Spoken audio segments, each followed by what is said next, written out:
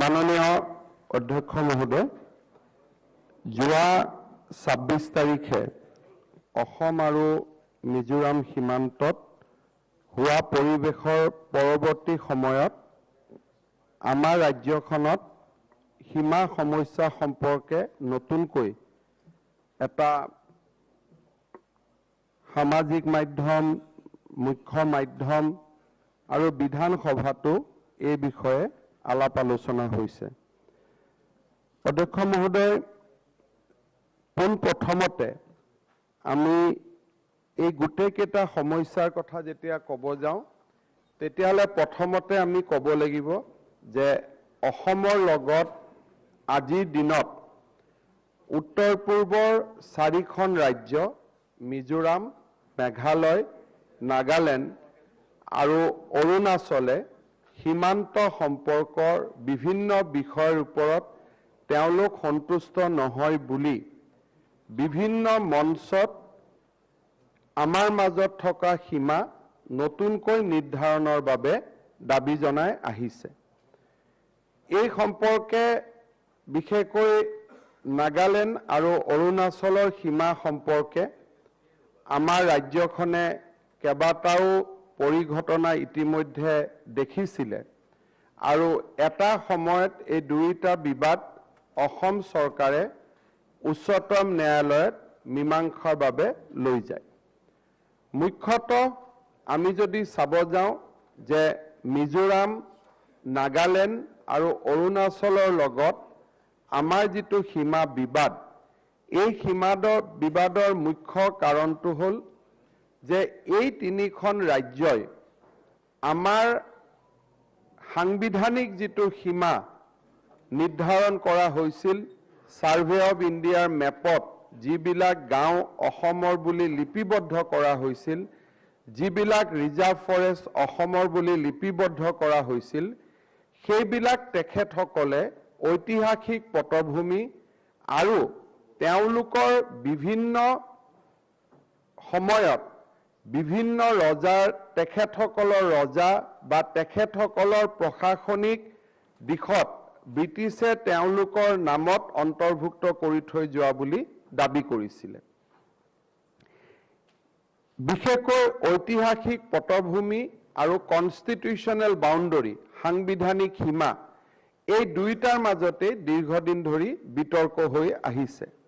সাংবিধানিক সীমা বুলি এই কাৰণে আমি কওঁ যে ভাৰতৰ সংবিধানে অনুচ্ছেদ 3ত কৈছে যে এখন ৰাজ্যৰ বা দুখন ৰাজ্যৰ মাজত সীমা নিৰ্ধাৰণৰ কৰ্তৃত্ব সংসদৰহে আছে। তাৰ পৰিপ্ৰেক্ষিতত আমাক যিটো সীমা দিয়া হৈছিল, যিহেতু ই সংবিধানৰ পৰা ডেভেলপ হৈছিল, সংবিধানে দিয়া অধিকাৰৰ ওপৰত আমাক সীমা এটা নিৰ্ধাৰণ কৰি দিয়া হৈছিল, তাৰ পৰিপ্ৰেক্ষিতত ইয়াক আমি সাংবিধানিক সীমা বুলি কওঁ। যি নহওক, অসম চৰকাৰে বিভিন্ন সময়ত নাগালেণ্ড আৰু অৰুণাচলৰ বিষয়টো উচ্চতম ন্যায়ালয়ত লৈ যায় আৰু টাইটেল স্যুট দুইখন ৰাজ্যৰ মাজত আৰম্ভ হয়। নাগালেণ্ড আৰু অৰুণাচলৰ ক্ষেত্ৰত ইতিমধ্যে সাক্ষী আদি গ্ৰহণ কৰাৰ পৰ্যায় এটা আগতীয়া পৰ্যায়লৈকে গৈছে। ঠিক তেনেকৈ অৰুণাচলৰ লগতো বিবাদ উচ্চতম ন্যায়ালয়ত বৰ্তমান শুনানি হৈ আছে। মিজোৰাম আৰু অসম সীমান্তত আমাৰ উচ্চতম ন্যায়ালয়ত বিবাদ নাছিল বা আইন আৰু আদালততো এই বিবাদ আজিলৈকে অহা নাছিল। কিন্তু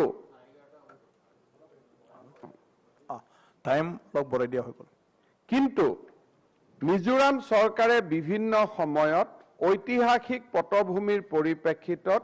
ইনাৰ লাইন ফৰেষ্ট অৰ্থাৎ হাইলাকান্দি, কৰিমগঞ্জ, কাছাৰ জিলাক সামৰি যি মিজোৰাম আৰু অসম সীমান্তত থকা ইনাৰ লাইন ফৰেষ্টখনক নিজৰ বুলি দাবী কৰি আহিছিলে। যোৱা বছৰ বিশেষকৈ কোভিডৰ সময়ত মিজোৰাম চৰকাৰে বিভিন্ন স্থানত কোভিড টেষ্টৰ কাৰণে কিছুমান চেকপোষ্ট পাতিছিলে আৰু এটা সময়ত সেই কোভিড চেকপোষ্টবিলাকত তেওঁলোকে তেওঁলোকৰ আৰক্ষী ডিপ্লয় কৰি এক প্ৰকাৰ ক'ব গ'লে সীমান্তটোক আগুৱাই দিছিলে। ভাৰত চৰকাৰৰ লগত বিভিন্ন সময়ত অসম আৰু মিজোৰাম চৰকাৰৰ আলোচনা হৈছিলে আৰু সেই সময়ত যদি আপোনালোকে মনত পেলায় আমাৰ দুখনকৈ LP স্কুল বোম মাৰি পেলাই সেই সময়ত উৰুৱাই দিয়াও হৈছিলে। ভাৰত চৰকাৰৰ লগত আলাপ আলোচনাত আমি কেইবাটাও ড্ৰাফ্ট বনোৱা হৈছিল। মিজোৰামৰ মুখ্যমন্ত্ৰীৰ লগত মোৰ টেলিফোনত কথা হৈছিল, চিঠিৰ আদান প্ৰদান হৈছিল যে আমি প্ৰথমতে ষ্টেটাছ কো মেইনটেইন কৰিম, পৰৱৰ্তী সময়ত সীমাৰ আলোচনা কৰিম। কিন্তু যেতিয়াই ভাৰত চৰকাৰৰ লগত আলোচনা হয় তেখেতসকলে ষ্টেটাছ কোত সহি কৰিব মান্তি হয়, কিন্তু লগত তেওঁলোকে এটা লাইন লগাব খোজে যে however the people of Mizoram will have a right to do economic activity in the forest. তাৰমানে তেওঁলোকক জুম খেদিয়াতি কৰিবৰ বাবে অনুমতি দিব লাগিব। আমি তাত সন্মতি নোহোৱাৰ পৰিপ্ৰেক্ষিতত সেই ধৰণৰ যিখন ত্ৰিপাক্ষিক চুক্তি হ'বলগীয়া আছিলে সেইখন হ'ব পৰা হোৱা নাছিল। এই সময়ত কৰিমগঞ্জ হাইলাকান্দিৰ আজি বিভিন্ন স্থানত জুম খেতি আৰু বেছিকৈ কৰাৰ এটা প্ৰৱণতা আমি দেখা পাইছিলোঁ আৰু সেই কাৰণে আমাৰ চৰকাৰ প্ৰতিষ্ঠা হোৱাৰ পিছত বিভিন্ন জায়গাত অসমৰ সীমাত আমি আৰক্ষী মোতায়েন কৰিছিলোঁ আৰু তাৰ পৰিপ্ৰেক্ষিতত আমি দেখা পাইছোঁ যে বিশেষকৈ হাইলাকান্দি জিলাত আমি সেপ্টেম্বৰ অক্টোবৰত হেৰুৱা প্ৰায় 200 হেক্টৰ ভূমি আমি আমাৰ পুনৰ দখললৈ আনিবলৈ সক্ষম হৈছিলোঁ। 26 তাৰিখৰ ঘটনাটো আছিল এনেকুৱা ধৰণৰ যে ভাইৰেংটে আৰু লাইলাপুৰৰ মাজত এটা সীমা নিৰ্ধাৰিত হৈছে, যিটো আমাৰ ফালে ইতিমধ্যে মিজোৰাম পুলিচ আগুৱাই আহিছিলে, যিটো কোভিড টেষ্টিং চেণ্টাৰ তেওঁলোকে বৰ্ডাৰ পোষ্টলৈকে ৰূপান্তৰ কৰিছিলে আৰু যেতিয়া অসম আৰু মিজোৰামৰ মাজত সেই সময়ত আলোচনা হৈছিলে সেই পইণ্টটোতে নিউট্ৰেল CRP বহুৱাৰ বাবে সিদ্ধান্ত হৈছিল। আমি এটা সাৰ্ভিলেন্সৰ সময়ত দেখা পাইছিলোঁ যে ভাইৰাংটে আৰু লাইলাপুলৰ মাজত সীমাটো থাকিলেও হাইৱেত তেওঁলোকে সমান্তৰালভাৱে ৰেংটি বস্তি হৈ কাছাৰৰ ভিতৰলৈকে সোমোৱা এটা ৰাস্তা নিৰ্মাণৰ কাম তেওঁলোকে হাতত লৈছিল। আমাৰ আৰক্ষীয়ে গৈ সেই ৰাস্তা বনোৱাৰ কামত বাধা আৰোপ কৰিছিল আৰু মিজোৰামে যিটো পুলিচ পোষ্ট বনাই সেই ৰাস্তাটো নিৰ্মাণৰ নিৰীক্ষণ কৰি আছিল, সেই পুলিচ পোষ্টটো পৰ্যন্ত আমাৰ আৰক্ষী গৈছিলে আৰু মিজোৰাম আৰক্ষীক তাৰ পৰা আঁতৰি যাব কৈছিলে। গধূলি ফালৰ বাবে পৰিৱেশ অলপ সলনি হ'ল। আমাৰ আৰক্ষী ভৈয়ামত থকা অৱস্থাত মিজোৰামে ওচৰৰ হাইটবিলাক তেওঁলোকে অধিকাৰ কৰিলে, তাৰ পৰা LMG আদি দি ফায়াৰ কৰিলে আৰু আমাৰ 6 জন আৰক্ষী জোৱানৰ নিহত হ'ল, আমাৰ SP পৰ্যন্ত গুৰুতৰভাৱে আহত হ'ল। কিন্তু আটাইতকৈ ডাঙৰ কথা যে 6 জন লোকৰ মৃত্যু হোৱাৰ পিছতো আমাৰ IGP অনুৰাগ আগৰৱালাৰ নেতৃত্বত প্ৰায় 42 জন আৰক্ষীয়ে LMG ব্লাষ্টৰ মাজতো সেই পোষ্টটো আমি এৰি নিদিয়ালৈকে আমি বহি আছিলোঁ আৰু ৰাস্তাটো যাতে আৰু নতুনকৈ নিৰ্মাণ নহয় তাৰ বাবে আমি কণ্টিনিউয়াছলি তাতে বহি আছিলোঁ। গধূলি গৃহ মন্ত্ৰালয়ে আমাক ক'লে যে এই পোষ্টটো CRPFক দিব লাগে আৰু তোমালোকৰ মানুহ অলপ 200 মিটাৰ পিছুৱাই যাব লাগে। আমি সেই সময়ত CRPFক আমি পোষ্টটো দিব কৈছিলোঁ কাৰণ আমাৰ উদ্দেশ্য পোষ্টটো নাছিলে, আমাৰ উদ্দেশ্য আছিল যাতে ৰেংটি বস্তি দি ৰাস্তাটো নিৰ্মাণ নহয়। আজিৰ দিনটোত সেই পোষ্টটো CRPFৰ অধীনত আছে আৰু ৰেংটি বস্তিৰ ফালে যাতে ৰাস্তা নিৰ্মাণ নহয়, অসমৰ সীমান্তত আমি 4টা নতুন BOP তাতে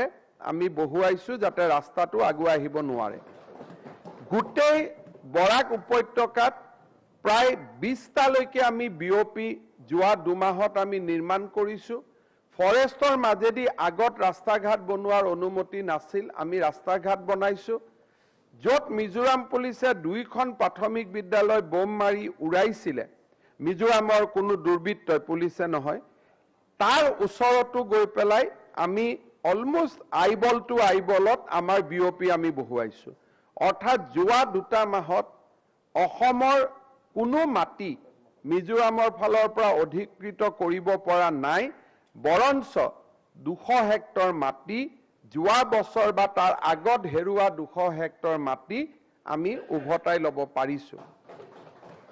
ৰাইজে ইকনমিক ব্লকেট কৰিছিলে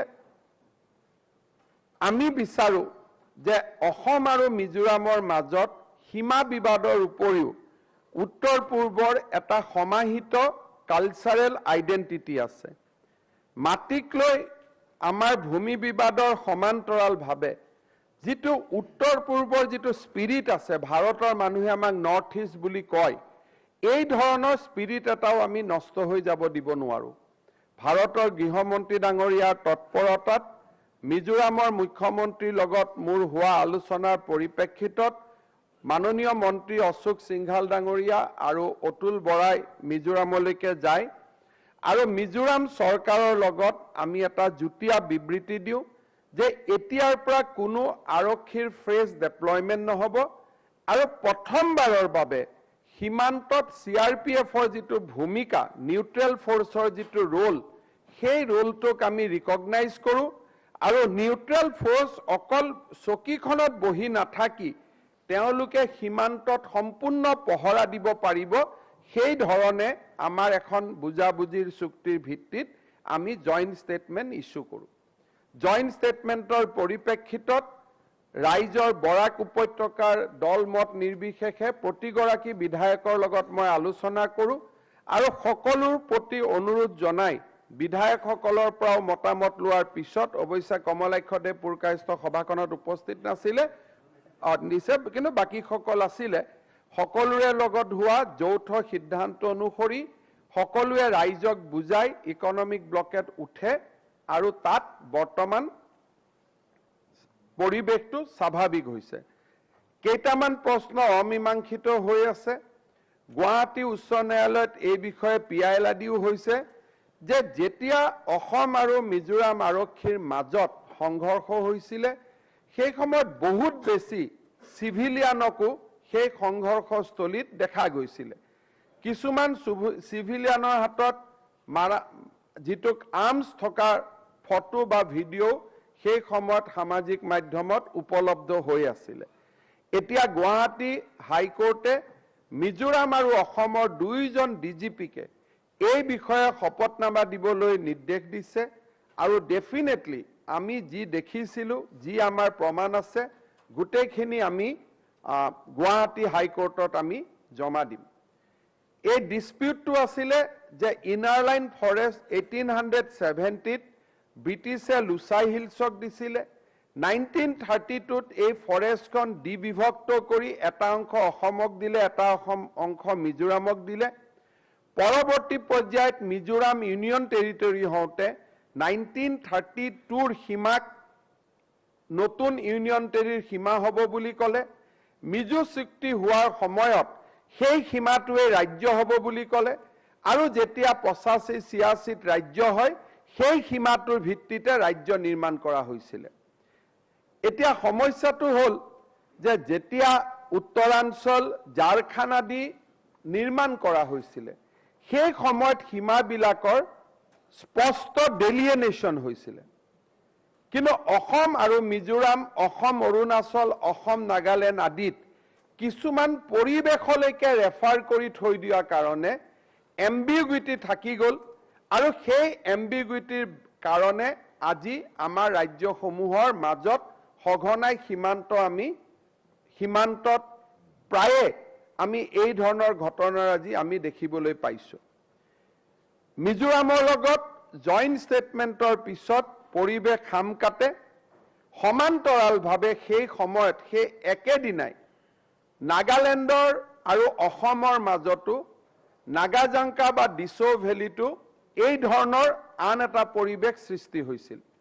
তাৰো মূল কাৰণটো হৈছিল যে নাগালেণ্ড চৰকাৰে নাগাজাংকাত প্ৰথমতে এটা কোভিড পোষ্ট পাতিছিলে